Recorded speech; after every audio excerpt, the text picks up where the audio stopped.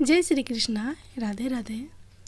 आज आप लोग सुनेंगे कार्तिक मास महात्म्य कथा की अगला अध्याय 12 और 13।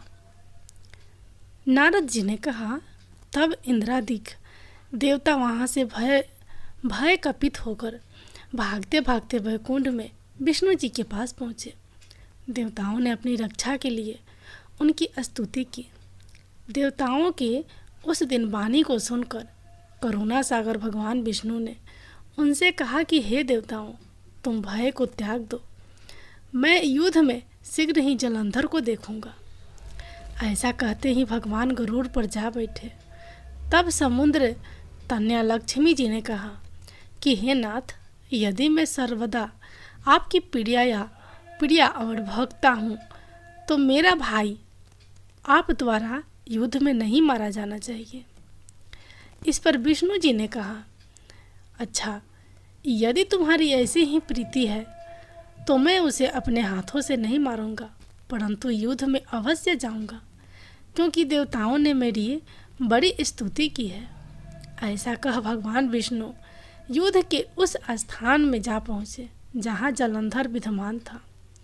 जलंधर और विष्णु का घोर युद्ध हुआ। विष्णु के तेज से कंपित देवता सिंहनाद करने लगे। फिर तो अरुण के अनुज गरुड़ के पंखों की प्रबल वायु से पीड़ित हो दैत्य इस प्रकार घूमने लगे जैसे आंधी से बादल आकाश में घूमते हैं। तब अपने वीर दैत्यों को पीड़ित होते देखकर जलंधर ने क्रुद्ध हो विष्णु जी को उद्धत वचन कहकर उन पर कठोर आक्रमण कर दिया। दोनों ओर से गदाओं, बाणों और शूलों आदि का भीषण प्रहार हुआ। दैत्यों के तीक्ष्ण प्रहारों से व्याकुल देवता इधर उधर भागने लगे। तब देवताओं को इस प्रकार भयभीत हुआ देख गरुड़ पर चढ़े भगवान युद्ध में आगे बढ़े और उन्होंने अपना सारंग नामक धनुष उठाकर बड़े जोर का टंकार किया। त्रिलोकी साबित हो गई। पल मात्र में भगवान ने हजारों दैत्यों के सिरों को काट गिराया। फिर तो विष्णु और जलंधर का महासंग्राम हुआ। बाणों से आकाश भर गया। लोग आश्चर्य करने लगे। भगवान विष्णु ने बाणों के वेग से उस दैत्य की ध्वजा, छत्र और धनुष बाण काट डाले। इससे व्यवस्थित हो उसने अपनी गदा उठाकर गरुड़ के मस्तक पर दे मारी। साथ ही क्रोध से उस दैत्य ने विष्णु जी की छाती में भी एक तीक्ष्ण बाण मारा। इसके उत्तर में विष्णु जी ने उसकी गदा काट दी और अपने सारंग धनुष पर बाण चढ़ाकर उसको विंधना आरंभ किया।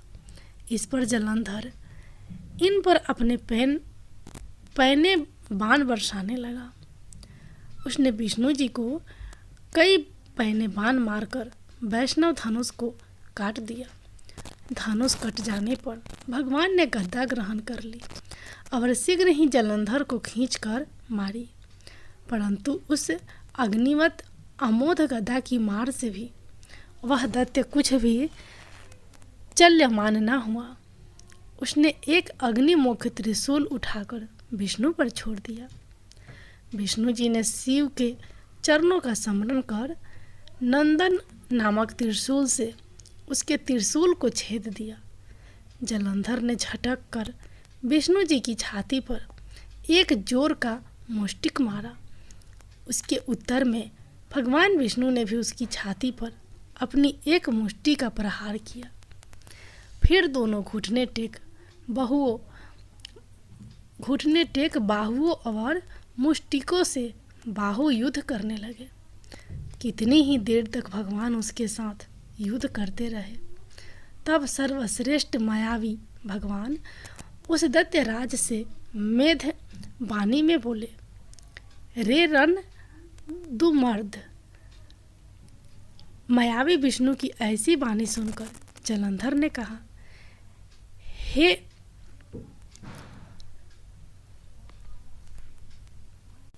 भगवान उस दैत्यराज से मेधवाणी में बोले, रे रर्ण दुमर्द, दैत्य श्रेष्ठ, तू धन्य है जो इस महायुद्ध में इन बड़े बड़े आयुधों से भी भयभीत न हुआ।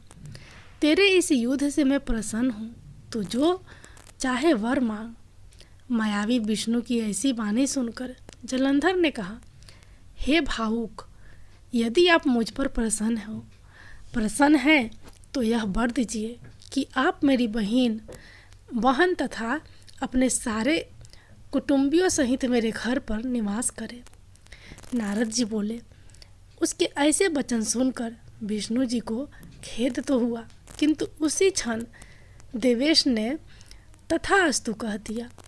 अब विष्णु जी सब देवताओं के साथ जलंधरपुर में जाकर निवास करने लगे। जलंधर अपनी बहन लक्ष्मी और देवताओं सहित विष्णु को वहां पाकर बड़ा प्रसन्न हुआ। फिर तो देवताओं के पास जो भी रत्न आदि थे सबको ले जलंधर पृथ्वी पर आया।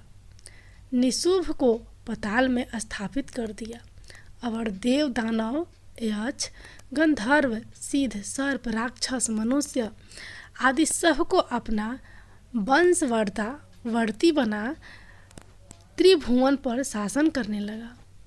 उसने धर्मानुसार सुपुत्रों के समान प्रजा का पालन किया। उसके धर्मराज में सभी सुखी थे। तब उसको इस प्रकार धर्म पूर्वक राज्य करते हुए देख देवता क्षुब्ध हो गए। उन्होंने देवाधिदेव शंकर का मन में स्मरण करना आरंभ किया। तब भक्तों की कामना पूर्ण करने वाले शंकर ने नारद जी को बुलाकर देव कार्य की इच्छा से उनको वहां भेजा। शंभु भक्त नारद शिव की आज्ञा से देवपुरी में गए। इंद्रादि सभी देवता व्याकुल हो शीघ्रता से उठ नारद जी को उत्कंठा भरी दृष्टि से देखने लगे। अपने सब दुखों को कहकर उन्हें नष्ट करने की प्रार्थना की। तब नारद जी ने कहा, मैं सब कुछ जानता हूँ, इसलिए अब मैं दैत्यराज जलंधर के पास जा रहा हूँ। ऐसा कह नारद जी देवताओं को आश्वासित कर जलंधर की सभा में आए। जलंधर ने नारद जी के चरणों की पूजा कर हंसते हुए कहा, हे ब्राह्मण, कहिए आप कहाँ से आ रहे हैं? यहाँ कैसे आए? मेरे योग्य जो सेवा हो उसकी आज्ञा दीजिए। नारद जी प्रसन्न होकर बोले, हे महाबुद्धिमान जलंधर, तुम धन्य हो। मैं स्वेच्छा से कैलाश पर्वत पर गया था, जहाँ 10,000 योजनों में कल्प वृक्ष का वन है। वहाँ मैंने सैकड़ों कामधेनुओं को विचरते हुए देखा तथा यह भी देखा कि वह चिंतामणि से प्रकाशित परम दिव्य, अद्भुत और सब कुछ सुवर्णमय है। मैंने वहाँ पार्वती के साथ स्थित शंकर जी को भी देखा, जो सौभाग्य सुंदर गौर वर्ण त्रिनेत्र और मस्तक पर चंद्रमा धारण किए हुए हैं। उन्हें देखकर मुझे बड़ा आश्चर्य हुआ कि इनके समान समृद्धिशाली त्रिलोकी में कोई है या नहीं। हे दैत्येंद्र, उसी समय मुझे तुम्हारी समृद्धि का स्मरण हो आया और उसे देखने की इच्छा से ही मैं तुम्हारे पास चला आया हूँ। यह सुन जलंधर को बड़ा हर्ष हुआ। उसने नारद जी को अपनी सब समृद्धि दिखला दी। उसे देख नारद ने जलंधर की बड़ी प्रशंसा की और कहा कि निश्चय ही तुम त्रिलोकपति होने के योग्य थे। ब्रह्मा जी का हंस युक्त विमान तुम ले आए हो और धूलोक, पताल और पृथ्वी पर जितने भी रत्न आदि हैं सब तुम्हारे ही तो है। एरावत, उच्च सर्वाघोड़ा, कल्प वृक्ष और कुबेर की निधि भी तुम्हारे पास है। मणियों और रत्नों के ढेर भी तुम्हारे पास लगे हुए हैं। इससे मैं बड़ी प्रसन्न हूँ, परंतु तुम्हारे पास कोई स्त्री रत्न नहीं है। उसके बिना तुम्हारा यह सब फीका है। तुम किसी स्त्री रत्न को ग्रहण करो। नारद जी के ऐसे वचन सुनकर दैत्यराज काम से व्याकुल हो गया। उसने नारद जी को प्रणाम कर पूछा कि ऐसी स्त्री कहाँ मिलेगी जो सब रत्नों में श्रेष्ठ हो। नारद जी ने कहा, ऐसा रत्न तो कैलाश पर्वत में योगी शंकर के ही पास है। उनकी स्वर्ग सुंदर पत्नी देवी पार्वती बहुत ही मनोहर है। उनके समान सुंदरी मैं किसी को नहीं देखता। उनके उस रत्न की उपमा तीनों लोकों में कहीं नहीं है। देवर्षि उस दैत्य से ऐसा कहकर देव कार्य करने की इच्छा से आकाश मार्ग से चले गए। राजा पृथु ने नारद जी से पूछा, हे मुनि श्रेष्ठ, तब दैत्यराज ने क्या किया, वह सब मुझे विस्तार से सुनाइए। नारद जी बोले,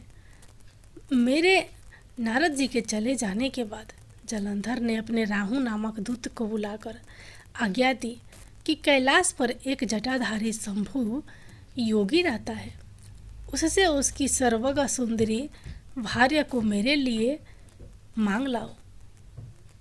तब दूत शिव के आस्थान में पहुंचा, परंतु नंदी ने उसे भीतर सभा में जाने से रोक दिया। किंतु वह अपनी उग्रता से शिव की सभा में चला ही गया और शिव के आगे बैठकर दैत्यराज का संदेश कह सुनाया। उस राहु नामक दूत के ऐसा कहते ही भगवान शूल पानी के आगे पृथ्वी फोड़ कर एक भयंकर शब्द वाला पुरुष प्रकट हो गया, जिसका सिंह के समान मुख था। वह निर्य सिर ही राहु को खाने चला। राहु बड़े जोर से भागा, परंतु उस पुरुष ने उसे पकड़ लिया। उसने शिव जी की शरण ले अपनी रक्षा मांगी। शिव जी ने उस पुरुष से राहु को छोड़ देने को कहा, परंतु उसने कहा, मुझे बड़ी जोर से भूख लगी है, मैं क्या खाऊं? महेश्वर ने कहा, यदि तुझे भूख लगी है तो शीघ्र ही अपने हाथ और पैरों का मांस भक्षण कर ले। और उसने वैसा ही किया। अब केवल उसका सिर शेष मात्र रह गया। तब उसका ऐसा कृत्य देख शिव जी ने प्रसन्न हो उसे अपना आज्ञा पालक जान अपना परम प्रिय गण बना लिया। उस दिन से वह शिव जी के द्वार पर सौकृति मुख नामक गण होकर रहने लगा।